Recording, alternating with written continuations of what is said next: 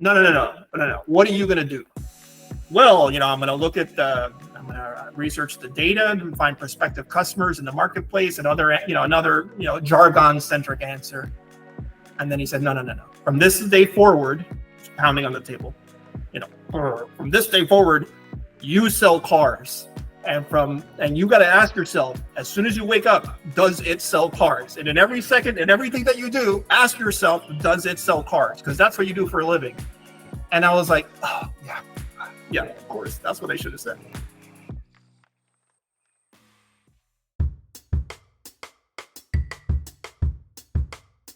I was like, what are you, crazy? Like, I sell advertising. I'm a marketing guy. I don't work at a car dealership. But one of the early lessons I learned was working with this one general sales manager, and I saw how competent he was at his position and how much integrity he held at his work, and the honesty and the transparency in his approach. And even when he had to manage through discipline or through reward, I just had a new level of respect, not even just for the automotive industry, but just how people conduct themselves in their professional lives in a broader sense. It's like, if I can be anywhere near as competent as he was at his job, at my job early on in my career, then I'm doing a pretty good thing. Dealers would fax in their 10 to 30 used cars to help them sell cars and put their little phone number. And that was like the start, right? That was like pre-internet. That's what auto dealers had to do. They had to fax in, and we get a fax. It's like, oh, I hear the fax coming in, that little fax sound. And oh, that's my money machine. Like, oh, let me give you that fax. It's like, oh, and it's a big list of auto liners that they had to handwrite. And it was a different world back then. But then that quickly evolved into display advertising and cars.com and in the digital space. The newspapers were involved in that early on out of necessity, but that's how I got started. So really my first job out of college was in automotive advertising. I think early on the lure is the shiny new car, right? I want to advertise that new car. I want to do a new car commercial, and I want to put that car video of the new car online, and I'm going to do a new car photo shoot or a new car with a new car driving shot. And service is such a massive part of this role that I think I didn't adjust properly early on, and I've learned that a lot more now, right? Like service, the service managers, the service people in the field, they're different. They're going to treat marketers differently. They're not willing to take a loss, for example, where someone on the new car side might say, hey, advertise it at a loss. I'll figure it out later. Just bring them in.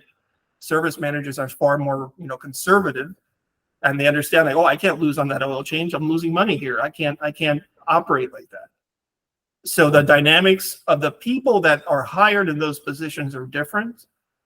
And also their want and demand for marketing is also different. We created a deficit in customer satisfaction in the service lane. We did it to ourselves for many, many, many years. And now everyone's trying to recover that. But if everybody can just learn it, take a more holistic approach earlier on, you're going to learn that lesson no matter what. Eventually it's going to hit you like, oh, I'm lopsided. I need to focus back on the service side. So if there was something that I could say, hey, consider that service manager, even though he's not asking for the advertising or he's not forcing the advertising budget the way a new car side might, you have to bring him in on the service lane. I tell my team, listen for the problem, and the manager's going to want to give you the solution too. And take that in heavy consideration, but that's your job to come up with the solution, right?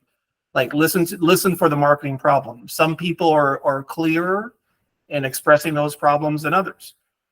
Some people might hint to you, oh, it's soft in the service lane today. But like, well, that's a whole meeting. That's what it means, right? Get in gear, find out what's going on, check your analytics. Sometimes they're going to be more expressive than others, and listening. I point that out to anyone on my staff, because a lot of times you'll have something, hey, that project, and then getting in there later as they're gone, a 10-second conversation turns into, where are we on that status of that thing that you just told me, like in the elevator? Like that wasn't a scope of work. I wasn't ready for that. So you really gotta slow things down sometimes. Okay, wait a minute, hold on. What are you saying here? Do you want to do this and this and this?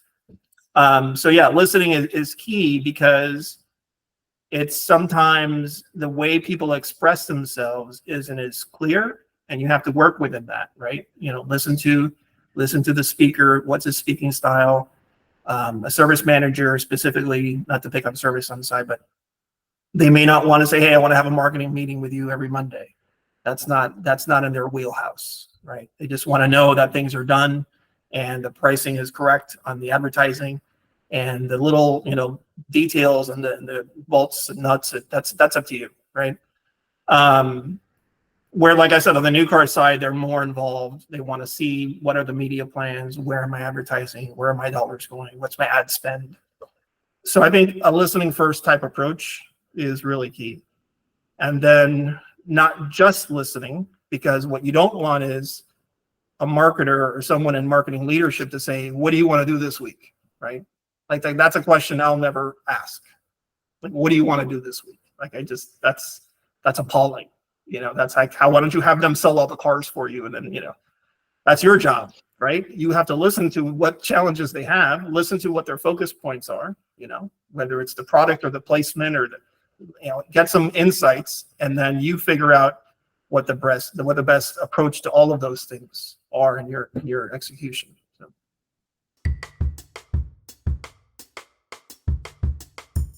The phrase, they have to be in on the buy. So that was taught to me early on from my previous owner, that it's never your idea, it's their idea. You just have to make your idea their idea. So it's more about that kind of, judo or whatever, that it's never your idea is never going to fly. They're never going to buy your idea. You just have to make your idea their idea.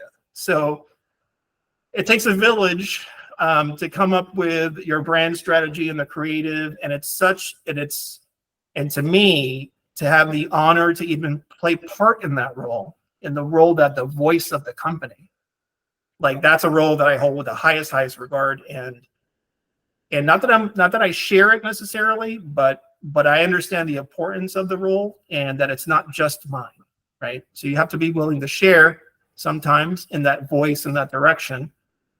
And you have to listen, going back to the listening thing, right? Marketers love to talk.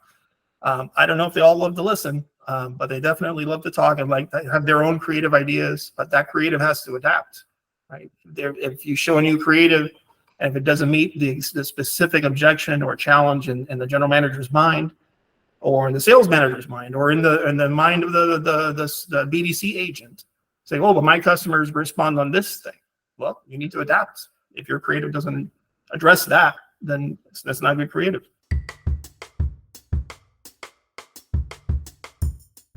I think we're in the middle. The internet revolution still hasn't fully taken hold, right?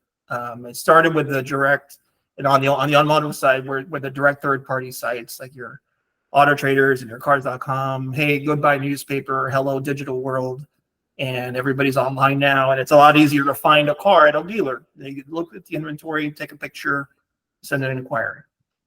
And then social came along, not too early in that game, and then that changed the dynamics. Hey, television audiences are on a split screen. Everybody's at home on social media and TV, and now there's a battle for just attention. Attention trading, right, as some in the industry call it. And then now the start of a new revolution that's still ongoing on the same revolution is your AI models, right? And the impact that might have, where for things like responding to a customer's needs online, assisting a customer making a service appointment, assisting a customer making a sales appointment, or even negotiating a car deal, right? Like, it's not beyond the scope of an AI bot to figure that out. So in many ways, like, we're still in the middle of this ongoing revolution of what this new technology brings. Forget about mailing in your classified liners or faxing in your order. I think that the rapid pace of these changes are still kind of taking hold. A lot of dealers still, we still do a lot of traditional advertising, but it's hard to say, is there a future for traditional advertising in this space? Do you need it? That's a question a lot of us ask ourselves. Is it a digital only world? Like, when do you jump to that conclusion? I see so much creative content on TikTok, and I see like there's so many dynamic, content creators on that channel specifically, on that media. It's just like, wow, like this amazing creative video content. You don't get that out of the big agencies. I'm sure big agencies are buying up these little tiny agencies or these specific people, but there's so much creative power on those networks. Like it's hard for the car dealership to just learn and be that, right? Like, you're a certain type of person and I'm a certain type of person. Like, I'm too fixed in my ways or too old or too whatever to be this dynamic content creator that I see every single day. I don't have the skateboard skills to do that trick shot, like, so what do? Like, there's so much creative content, and I have so much respect for these guys, and they're doing it kind of like freelance for the views. They're not doing it to sell manufacturer national products, tier 1, tier 2, or tier 3 level. And that, tapping into that talent pool, tapping into that space, how do you convince someone of that creative class to come and jump the board and say, hey, you're going to do it professionally. You're going to be marketing vehicles to that audience and engaging with them in such a visually rich way. I see such a disconnect there and such a big gap to fill in really improving even our own content, of course.